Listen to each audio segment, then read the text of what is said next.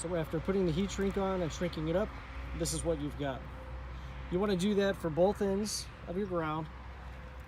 Also for the end that goes into your amp, I've already done that. Pretty much any of your cable ends, but you want to do all this stuff before connecting this to the battery. So go ahead and do all of your cable ends and get all those ready to be hooked up, but don't hook up the battery yet. Okay, so the next thing you're going to do is prepare the ends of your wire to be connected to ground and the amp.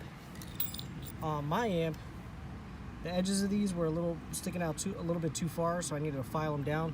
So I just grabbed a pair of pliers and held it in a pair of pliers and filed down the edges so that it would fit into the terminal of the amp. So from here, what you do is cut back the same distance that you're going to need to crimp down in here. Just take your razor blade and gently go around the edge, cutting the sheathing. You don't want to cut too deep because you don't want to cut the cable inside. So you've got your cable sheath pushed off and you've slid this on. I like to do this in a twisting motion when I slide it on to try to get it on there. The next thing I'm going to do is I'm going to take my pliers and I'm going to crimp one side down, and that's going to go underneath this side, and then I'm going to crimp the other side down. I really can't hold the camera and do that, so I'm going to do that and come back and show you what I've got. Now this might look like it's on there, but that's not really a good connection. So I'm going to use my wire crimpers, and I'm going to use the largest part of that, and I'm going to crimp it here and here on each edge, essentially, putting the flat part of the cable crimper on the top of this seam right here, making sure I get a nice tight fitting. So here I've got the one side crimped down. I'm just going to go ahead and crimp the other side down over top of it. Okay, this is what everything looks like after using the cable crimper. Everything's on there nice and tight. You want to go ahead and maybe just give this a few good pulls to make sure that it's not going to pull out, because you definitely don't want these connections coming undone. So the next thing you're going to do to make it look nice and also to protect it is go ahead and cut off a piece of heat shrink. I just got this at Home Depot. And what you wanted to do is go from about here to about there. So cut off a length about that long and go ahead and heat shrink that onto the wiring. Okay, it's starting to get dark out here, so I'm going to call it a night pretty soon here. But the last two things you really want to do before you connect your battery is find a good ground source.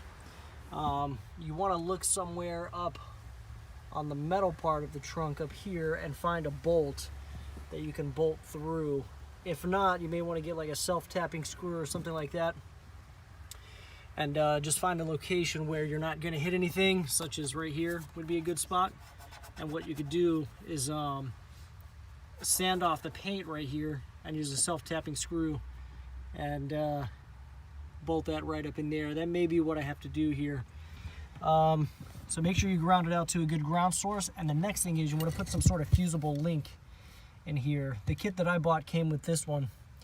And the way you're going to achieve this is cut your power wire in half, strip off one end, and then this one has Allen wrenches on the side right here. You take out the Allen wrench, as I've done, and this little lug will come out. What you want to do is place this lug over top of, or slide your wire inside of this lug, and then slide the lug into the, sorry, my hand's in the way.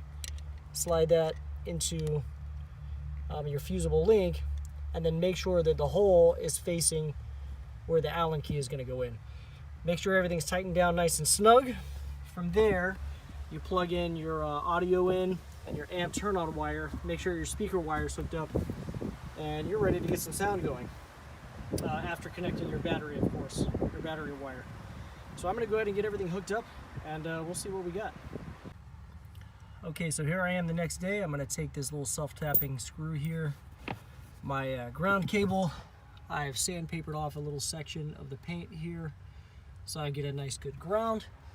And I'm going to take my drill and just zip that bad boy right up in there, connect the battery cable, and let's see what we've got.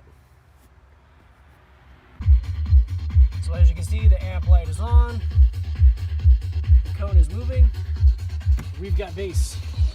From here, it's just a matter of tuning your radio to the way you want it to sound adjusting your EQ and all that. But your system is in business. Thank you very much for watching. If you thought this was a good video, make sure you like it. Make sure you check out my channel to see how to do a lot of other things with cars, stuff around the house. We got videos on the Civic, the Jeep, the S10, the Cadillac, and the Corvette, if you can see it hiding in the garage there. So make sure you check it out. Thank you again.